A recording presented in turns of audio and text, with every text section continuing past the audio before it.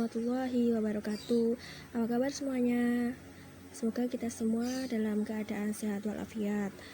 Di video kali ini akan menjelaskan tentang profil Desa Balun.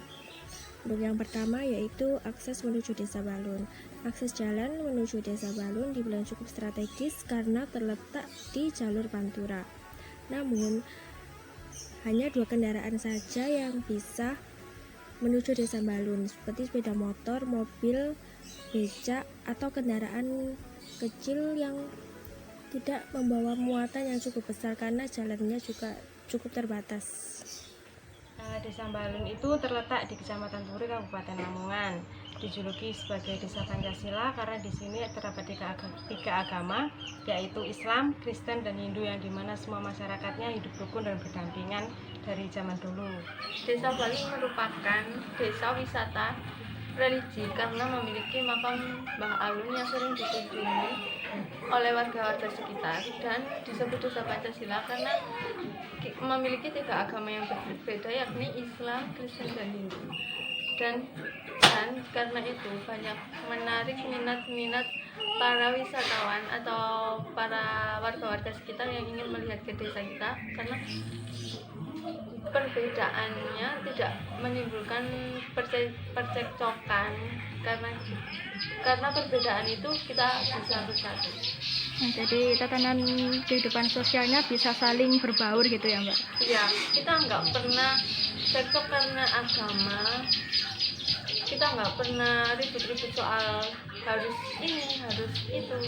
Kalau misalnya kita Kristen ada Natal, yang Muslim ikut mengamankan, sama halnya kita juga kalau ada misalnya ogoh-ogoh, kita semua juga ikut meramaikan. Ini tuh bisa toleransi, tidak ada perbedaan beragama, rukun lah. Saling berbaur satu sama lain gitu ya, Pak? Ya, tidak ada.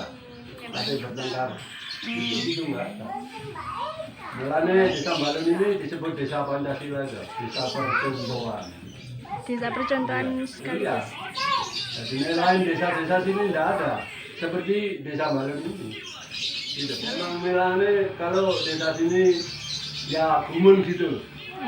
Sayup. Desa Balun ini macam 3, kok rukunnya luar biasa. Tidak ada bertengkar. Nah ini semua tokoh agama dikumpulkan jadi satu, bisa saling menghargai, saling menghormati. Jadi ini itu kuat, tidak ada saling bertengkar. Jadi ini kalau gitu bangun ya berbandingan lah sama Kristen, Hindu, Islam gitu. Jadi kalau ada peringatan hari besar suatu agama itu saling membantu gitu. Nah, betul. Iya. Jadi ini nggak ada, ya gini ada orang meninggal Islam, kalau orang Kristen ditarik kematian orang Islam, ya mau. Iya. Kalau orang Islam mati, orang Kristen ya mau gitu. Jadi ini di situ kekuatannya, nah itu bisa menghayati mengenai pedoman Pancasila ini. Pancasila, Bhinneka Tunggal Ika. Tunggal Ika. Nah, gitu. Makanya kalau Pak Indi sini kan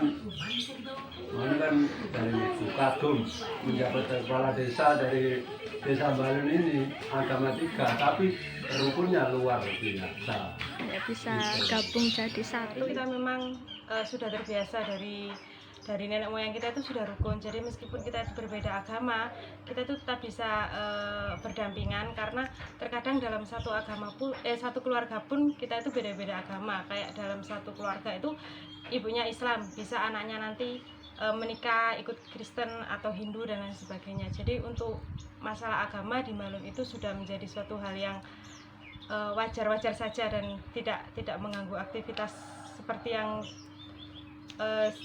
kayak orang-orang itu kan bilang beda agama itu nanti gimana ibadahnya dan sebagainya. Kita ibadah itu juga sudah terbiasa untuk saling menghormati, jadi untuk waktu dan lain sebagainya pun kita sudah terbiasa, jadi tidak ada yang mengganggu. Kita bisa menyesuaikan waktu dan menyesuaikan untuk lingkungannya. Itu tudun itu dimana kalau anak yang baru lahir itu biasanya itu sekitar dia usia 1 tahunan atau dimana dia sudah mulai bisa berjalan, itu kita bawa ke makamnya Mbah Alun itu untuk kayak semacam, kalau di tempat lain itu mungkin kayak tedak sinten gitu, cuman Iya. itu secara sederhana, secara kecil-kecilan seperti itu. Untuk acara tahunan mulai dari 17 Agustus itu pasti di sini selain upacara juga ada perayaan biasanya.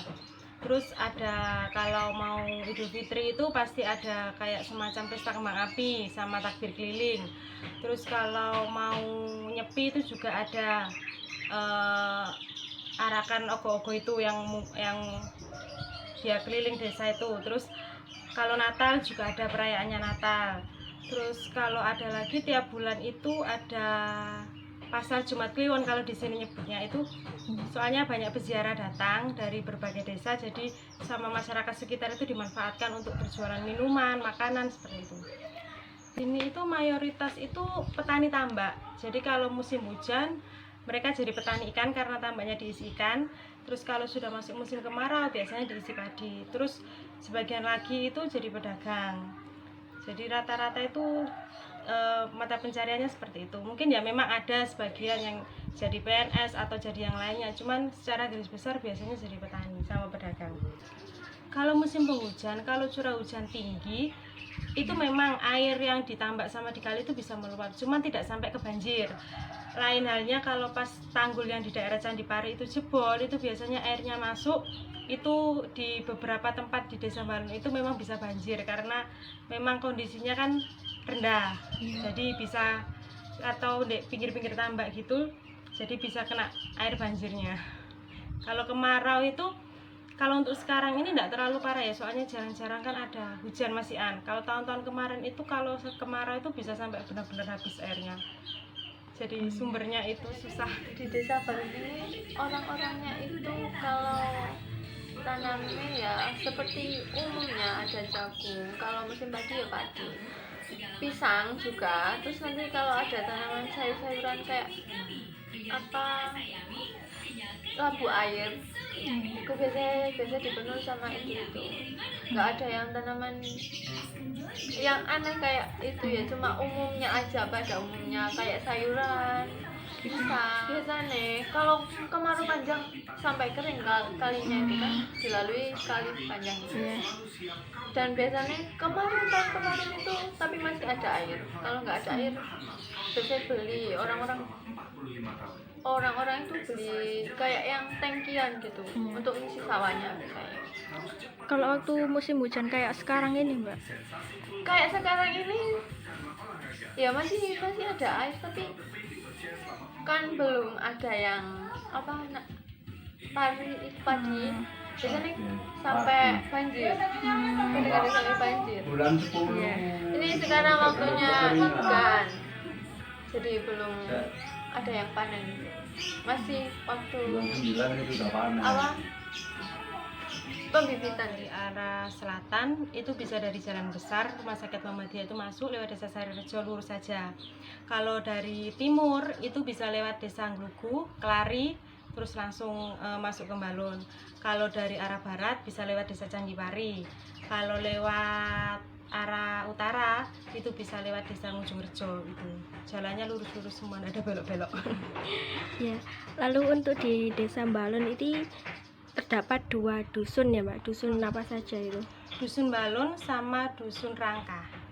Ya, kalau yang Rangka itu yang sebelah mana ya, Mbak? Itu masih lurus, jadi dari desa yang pusatnya ini, Iya. Dusun Balun ini masih lurus terus, itu lewat sawah-sawah, cuman ada beberapa RT di sana. Yang pertama itu mungkin karena ada makam Mbah Alun.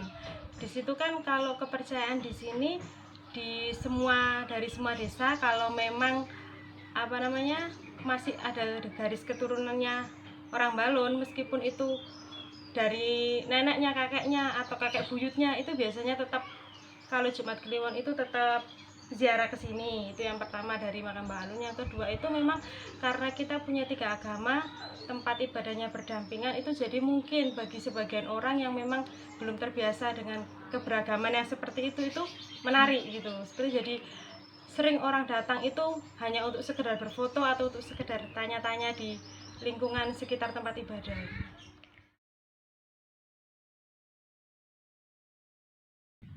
masa remaja dia itu dari kota Blambangan.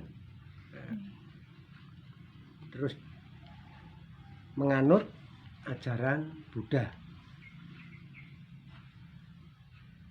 Terus dipondokkan orang tuanya ke Giri Kraton, termasuk Jeung Sunan Giri niku gurunipun. Lama-lama dia itu sudah mendapat titel Tawang Alun II, termasuk Mbah Sinari atau Mbah Alun. Dia itu sudah kebak ilmu, keluar dari Giri Kraton, masuk desa, keluar desa, masuk desa, keluar desa, sampai di Bengawan Jero. Nah, kembali ke selatan, dia itu wafat di desa Balun, ketepatan Mbah Sinari ya Mbah Alun. Masyarakat Balun walaupun Islam, walaupun Buddha, walaupun Kristen, kalau punya hajat memang dia itu cara tradisinya orang Balun termasuk sodako. Sodako merupakan tumpengan dua cacanya. Satu dikhususkan kepada Mbah Sinari Balun, yang kedua dikhususkan dumateng Mbah Buyut Sidomargi. Semoga Bapak yang punya hajat awal ngantos akhir di barokah Gusti Allah merupakan kesehatan, keselamatan. Keduanya mempelai kekali, mempelai kedua menjadi rumah tangga ingkang sakinah mawaddah warahmah. Kalau gitanan ya juga gitu.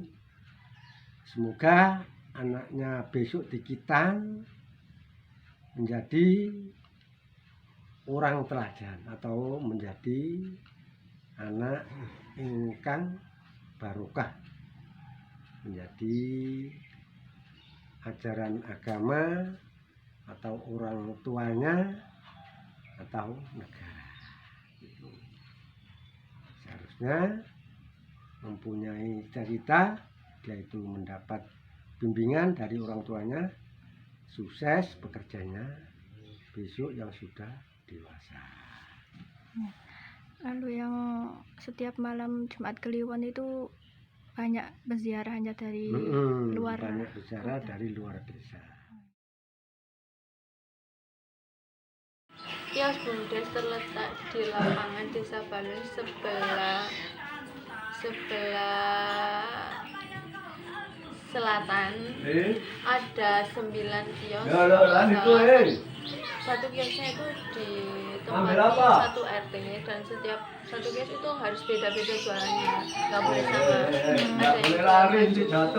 Ada yang percetakan, makanan, terus ada kerajinan tangan juga di sana. Banyak sih macam-macam biasanya. Dari anak-anak Karang Taruna juga ada di situ, dan masih ada kios yang belum buka. Belum ada yang nempatin. Itu dana bumdesnya digunakan buat apa Mbak? Buat dana sewa. bumdes, biaya sewanya itu masuk ke desa. Untuk masuk ke desa nanti digunakan desa untuk apa lagi? Dananya dari situ, terus disewakan per tahun 5 juta. Terus nanti biaya sewanya masuk ke kas desa lagi. Oh, jadi memang ada kerjasama dari pemerintah ya Mbak, tapi di balai desa itu dikoordinasi lagi gitu ke masyarakat lokal. Iya, untuk menempati satu kios itu satu RT, dan itu ditempati jualan yang beda-beda.